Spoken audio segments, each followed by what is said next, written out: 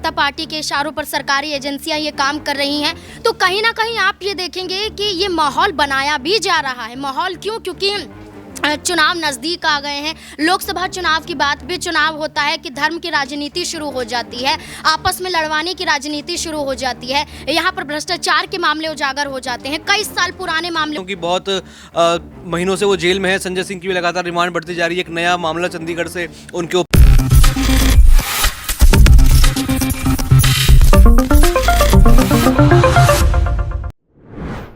Next 9 news में आपका बहुत बहुत स्वागत है। मैं हूं आपके साथ अबरारुल हक रहमानी।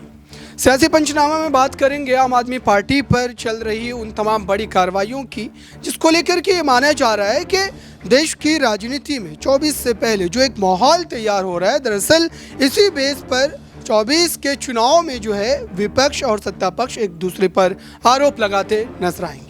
दरअसल इस समय आम आदमी पार्टी के कई जो है बड़े श्रेणी के नेताओं के खिलाफ जिस ढंग से ईडी और सीबीआई की कार्रवाई लगातार चल रही है, दरअसल इसको लेकर के कई बड़े गंभीर सवाल खड़े होते हैं और ये कहा जा रहा है कि सबूतों के अभाव में भी जो है नेताओं को जेल में बंद रखा जा रहा है और ईडी इस पूरे मामले पर वो बड़े सबूत जो है वो पेश नहीं कर पा रही है।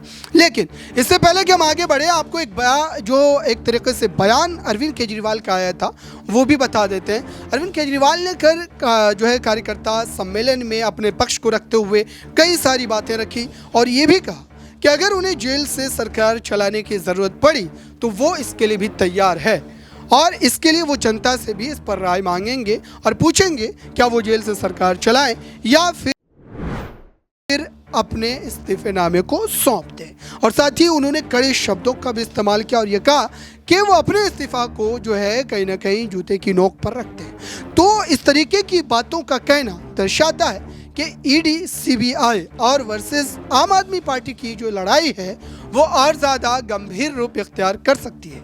इससे पहले भी संजय सिंह की गिरफ्तारी पर गोपाल राय के जो सख्त तेवर देखने को मिले थे वो भी इसी बात की ओर इशारा कर रहे थे। फिलहाल इस पूरे मुद्दे को लेकर के ये भी कहा जा रहा है कि मनीष सिसोदिया, संजय सिंह, सत्येंद्र जैन या फिर अब अरविंद केजरीवाल की जो बारी है, ये दरअसल एक राजनीतिक सोची समझी साजिश के तहत की जा रही है ताकि भारतीय जनता पार्टी के खिलाफ जो आम आदमी पार्टी लगातार विकल्प बन रही है, दरअसल उसको सिरे से खारिज किया जा सके।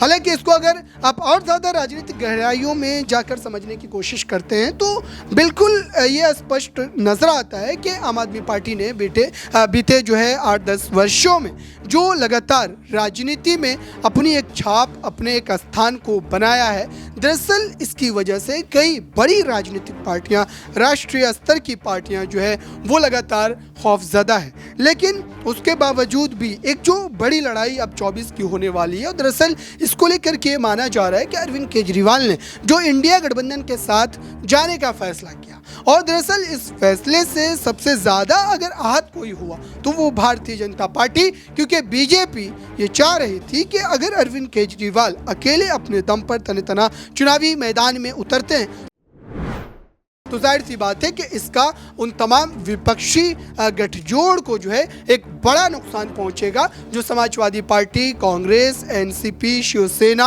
और ऐसी तमाम बड़ी पार्टियां जो है एक साथ नजर आ रही हैं। लेकिन उसके बाद की अगर हम बात करें दर्शकों, तो ऐसा लग रहा है कि अब इस पूरे मुद्दे को लेकर के जो सियासी बहसबाजी का दौर है वो और ज़्यादा गहराता चला जा रहा है। इस पर एक दो सवाल लेंगे और समझेंगे कि हमारे साथी जो यहाँ पर पत्रकार है वो इस पर क्या सोचते हैं और उनके नज़रिए से क्या वाकई जो है इसका असर यहाँ पर जो है चुनाव पर पड़ता नजर आएगा और क्या मनीष सिसोदिया या फिर संजय सिंह या उन जैसे तमाम बड़े नेता विपक्ष के जो हैं उनको कोई बड़ी राहत मिल सकती है। और सबसे दौलत यहाँ पर मौजूद है, इनसे ही समझते हैं कि दरअसल जो ज़मानत की बात करें या फिर सबूतों की बात करें तो इस लिहाज से अगर देखा जाए तो क्या ये चुनाव को लेकर के किया जा रहा है, क्या इसमें कोई सच्चाई है या फिर एक आप राजनीतिक आरोप के तौर पर इसे देख रहे हैं? छोटा सा जवाब। जी, यहाँ पर देखा जा रहा है कि लगातार आम आदमी पार्टी तो यही आरोप लगा रही है कि बीजेपी साजिश उनके खिलाफ रच रही है। लेकिन देखा जाए तो आबकारी नीति में कुछ ऐसी चीज़ें यहाँ पर मिली भी हैं कि यहाँ पर देखा जाए कि पार्टी फंड के नाम से यहाँ पर पैसा लिया गया, यानी आम आदमी पार्टी कहीं तो फंसती है लेकिन यहाँ पर कोर्ट में बचने की वजह यहाँ पर जो है वो बीजेपी पर आरोप लगाती हुई यहाँ पर नजर आ रही है। लेकिन देखा जाए तो यहाँ पर राहत मिलनी अब चाहिए, क्योंकि बहुत महीनों से वो जेल में है। संजय सिंह की भी लगातार रिमांड बढ़ती जा रही है, एक नया मामला चंडीगढ़ से उनके ऊपर है। तो देखा जाए चुनाव के मद्देनजर यहाँ पर अहम बन जाता है कि वो नेता छूटें और वो चुनाव पर ध्यान दे पाएँ। बिल्कुल। देखिए दर्शकों, एक बात जो है गहराई समझने वाली बात यह है कि राहुल गांधी हों या फिर उन जैसे तमाम बड़े चेहरों जिनके खिलाफ एक के बाद एक अलग अलग राज्यों में जो मुकदमों का एक दौर चलता है, चाहे वो राहुल गांधी की हम बात करें जब उनके खिलाफ उनकी सदस्यता को लेकर के कोर्ट में मामले चल रहे थे, और फिर उसके बाद साफ तौर पर ये माना जा रहा था कि आने वाले समय में राहुल गांधी के खिलाफ जिस तरीके से भारतीय जनता पार्टी ने कई जो है बड़े तौर पर जो उनके खिलाफ राजनीतिक घेरेबंदी करने की कोशिश की, और फिर अब ऐसा ही पूरी तरीके से माहौल जो है वो संजय सिंह और मनीष सिसोदिया के खिलाफ भी नजर आता है। संजय सिंह के खिलाफ भी मानहानि का मामला पंजाब की कोर्ट में चल रहा है, और इस मानहानि के मामले को बिल्कुल राहुल गांधी की तरह ही जोड़ करके देखा जा रहा है। तो जो सत्ता पक्ष का ये खेल चल रहा है, हालांकि इस पर जो है विपक्षी पार्टियां खुल करके ज़रूर बात कर रही हैं और ये कह रही हैं कि बीजेपी दरअसल 24 के चुनाव को जीतने के लिए इस तरीके से जो मुखरता से बोलने वाले नेता हैं, जो संसद में जो है भारतीय जनता पार्टी के खिलाफ कई बड़े गंभीर सवाल को उठाते हैं, और जिसको लेकर के ये माना जा रहा है कि उस फहरिस्त में अगर हम देखें तो जो है संजय सिंह या उन जैसे और बड़े चेहरे जो हैं जिनके नाम शामिल है। और ख़ुद संजय सिंह ने कई बार कोर्ट में सुनवाई के दौरान इस बात का जिक्र किया है, मीडिया कर्मियों से बात करते हुए कि बीजेपी दरअसल डरी हुई है। प्रधानमंत्री नरेंद्र मोदी को लेकर के भी उन्होंने टिप्पणी की है। तो ये तमाम बड़े सवाल जो इस वक्त उठते नजर आ रहे हैं, और क्या विपक्ष की जो है इन बातों में या फिर संजय सिंह की इन बातों में कोई दमखम है? यहाँ पर नाज़मीन है, इनसे समझते हैं कि संजय सिंह जिस तरीके से कोर्ट परिसर में जाते हुए कई बातों को कहते हुए जाते हैं कि बीजेपी डरी हुई है, खौफ में है, और इस वजह से चुनाव जीतने के लिए ये पूरा खेल जो है कर रही है, तो इसको कैसे दें?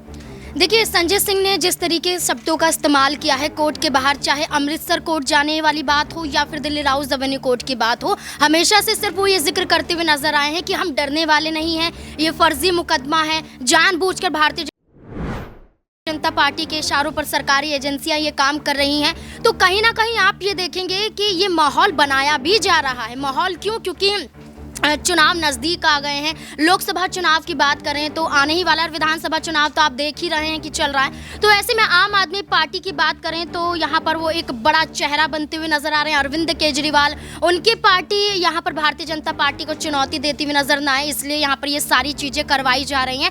और कहीं ना कहीं उनकी बातों में सच्चाई भी नजर आती है कि ये सारी चीज़ें चुनाव को देखते हुए ही हो रही हैं। अगर चुनाव नहीं होते तो यहाँ पर आप माहौल को देखते एकदम शांत नजर आते। यहाँ पर भारतीय जनता पार्टी पर कई आरोप लगते हुए नजर आते हैं कि जब भी चुनाव होता है कि धर्म की राजनीति शुरू हो जाती है, आपस में लड़वाने की राजनीति शुरू हो जाती है, यहाँ पर भ्रष्टाचार के मामले उजागर हो जाते हैं, कई साल पुराने मामले उठते हुए नजर आते हैं। अमृतसर कोर्ट गए थे संजय सिंह, कौन सा मामला था? 8 साल लगभग बीत जाते हैं, वो पुराना मामला मानहानि का मामला होता है, वो उन पर दर्ज होता है, उसमें भी उनको झटका लग जाता है, उनको भी राहत नहीं मिलती है। तो ये सारी चीजें सोचने वाली बातें बनती यही है कि यहाँ पर क्या चुनाव को देखते हुए हो रहा है, क्योंकि चुनाव के बाद खुद विपक्षी पार्टियों का ये दावा है कि ये पूरा माहौल शांत हो जाएगा, सारे नेता जेल से बाहर भी आ जाएंगे। तमाम और राजनेता भी यही बात कहते हुए नजर आ रहे हैं कि सिर्फ संजय सिंह ही नहीं, और भी कई ऐसी पार्टियों के दिग्गज चेहरे होंगे जो जेल की सलाखों के पीछे जाते हुए नजर आएंगे। तो संजय सिंह के बयान से यही लगता है कि कहीं ना कहीं चुनाव के दौरान हो रहा है। बिल्कुल।